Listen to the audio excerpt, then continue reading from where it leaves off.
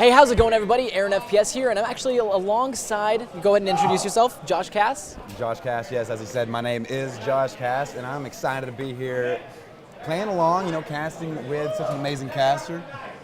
Well, we're going to go ahead and end it, and actually we went right into the game, but somebody did end it. Good thing, though, I mean, we were going to get right into it, but now we got a little time to talk. Definitely. A little time to talk. You want to talk a little bit more about these giveaways that everybody's so hyped about? I know. See, a lot of the things what was happening when we were trying to start up the stream and everything, we were having a little bit of technical difficulties. So just to give back to everybody that we either disappointed or maybe like sent them the wrong way, maybe just gave them the wrong time or whatever.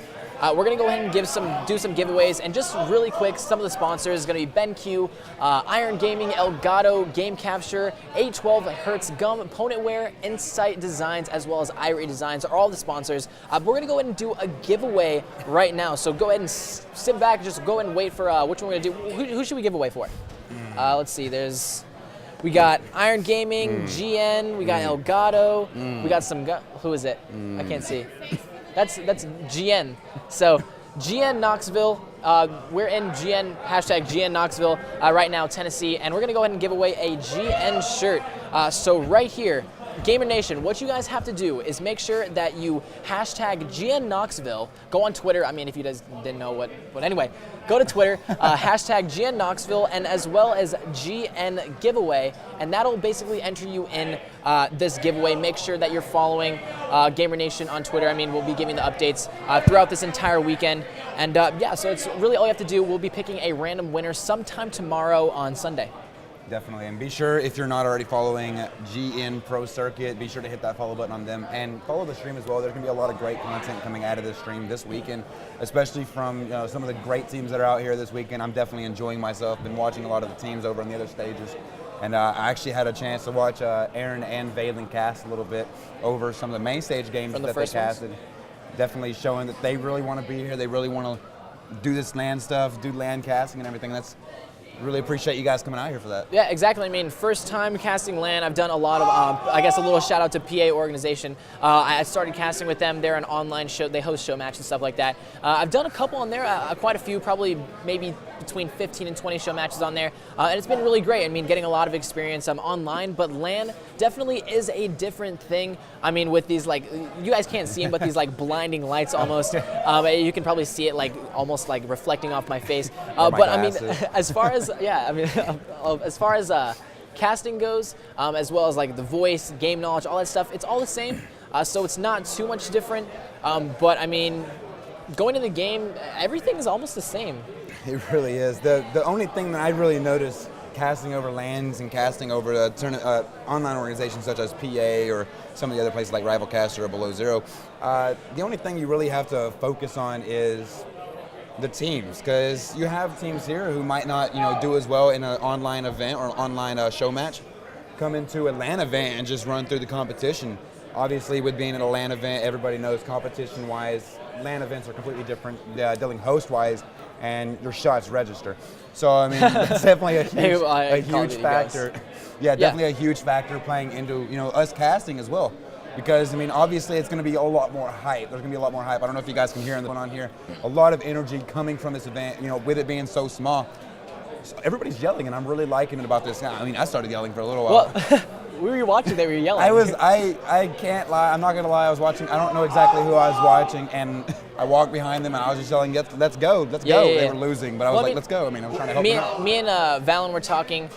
We think that there should be a hype man, and maybe that was you. I don't know. I wasn't me. I heard some. I don't know. I heard while I was casting. Like the thing is, like we were gonna use Astros to kind of block out the sound of everybody yelling around and stuff like that. But we decided not to, and I'm not really regretting it. But I do hear a lot of people. There's some points where you guys might even hear it. These mics do pick up quite a lot within where we're sitting right here. So I don't know if it picked up them, but they're kind of yelling a little bit loud. I don't know if it was you. You said it wasn't you. That wasn't me. There's everybody out here is yelling. So I mean, it's gonna get loud. It's gonna get intense, especially when we start the bracket play tonight. You're gonna hear a lot of yelling, a lot of hypeness coming from these teams, especially the teams that are winning. You're gonna hear a lot of the teams yelling, "Let's go!" I mean, you're gonna hear a lot of crazy things from feeds. Check my bank account. My favorite one that I'm actually going to try to get out there, you're wasting my time with tapping the wrist. That's a pretty good one, right?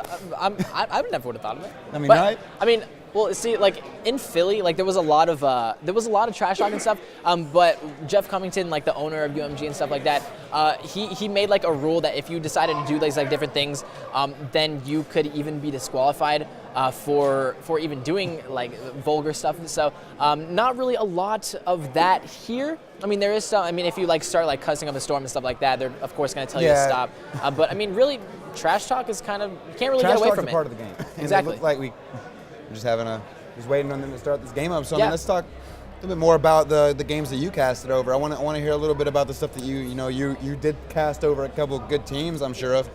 Did you get a chance to cast over Sharp yet? No, actually, Sharp TK is going to be. I'm pretty sure he's going to be in this one. I saw him a second ago.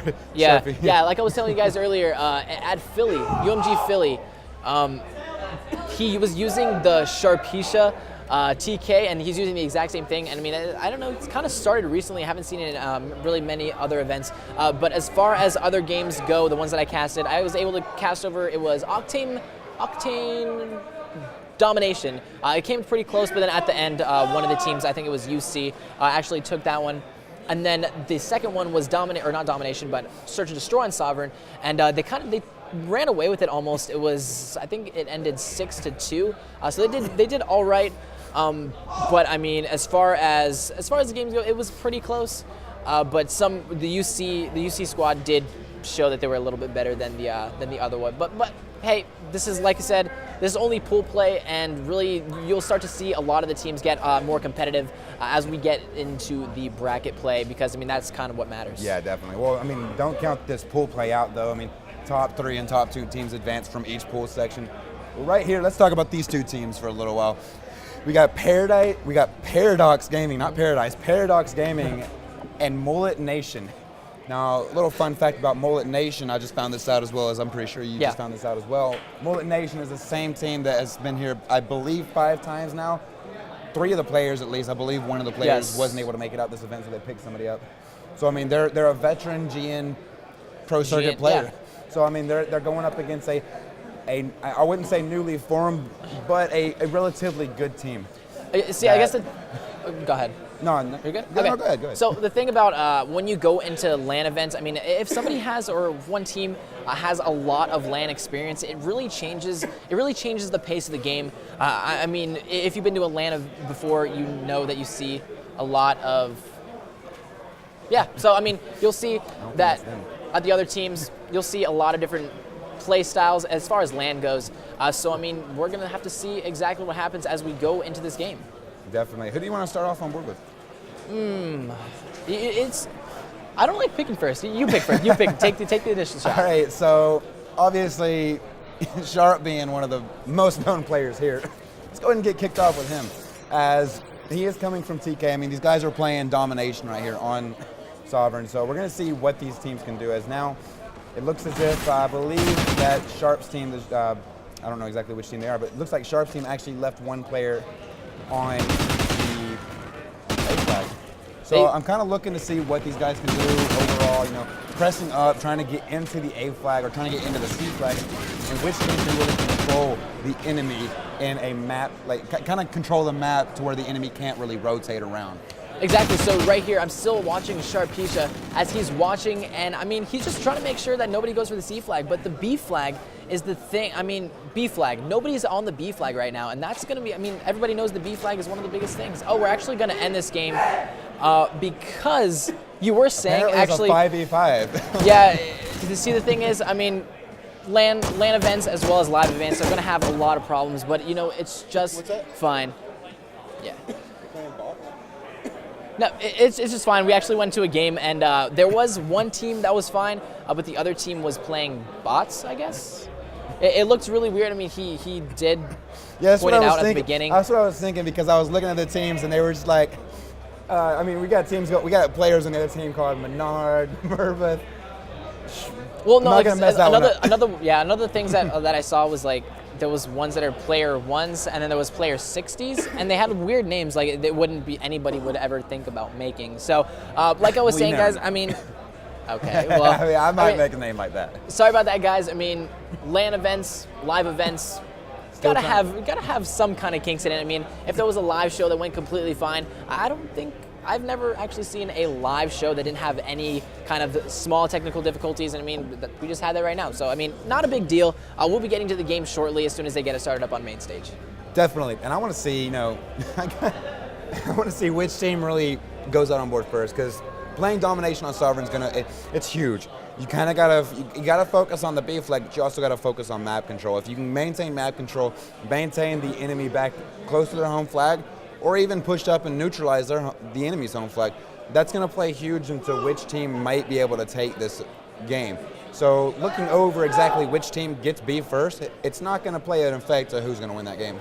As you see in Octane, normally the team who gets B first is normally the better team to maintain map control. I mean, early on. It just early on in the game, yeah, I do agree with that. But I mean, each of the matches and any game mode that you're playing, map control is one of the biggest things, and Yes. you'll always hear teams just talk about it nonstop. We need to get map control, because I'm sure a lot of you guys on stream know, but if you have good map control, you can, number one, figure out where the enemy team is going to spawn. That's the Yes. biggest thing, because I mean, if you know where they're going to spawn, you'll know exactly where to look and be able to take them out really easy, because all you have to do is aim down sight to that one position. You'll be able to take them out really easily. Another thing that map position is good for, and just map control altogether, is if you're able to hold, let's say, the A and the B flag, you'll keep them back in their spawn, and you only have to look at one area to see if they're coming from it.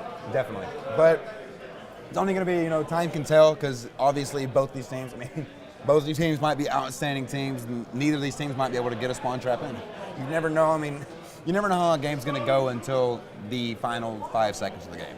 Definitely. Definitely. I mean, well, that's the way that I look at it. Yeah, I mean, if they start out like really powerful, like some of these teams, the first one that I casted over, they were up by 20 points, and 20 points isn't a big deficit.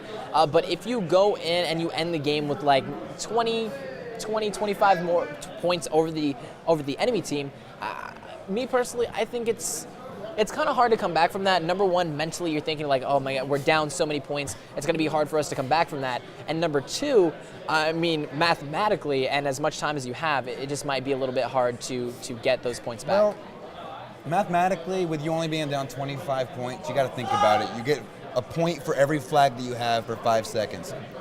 So if you have 2 flags for 15 seconds, that's going to be, about 30 points? Yeah, but, well, I guess the route I'm taking for it, the route that I'm taking... I think I'm right.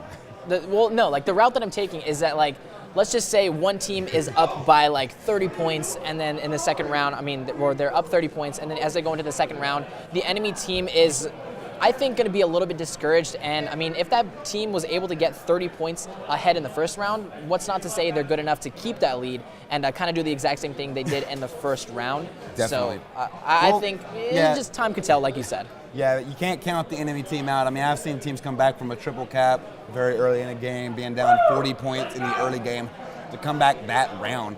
So, I mean, only like we both said numerous amounts of time so far, only time can tell. Let's see if we got these guys. Awesome. Oh, looks like we're actually getting into this game, and it looks like we have the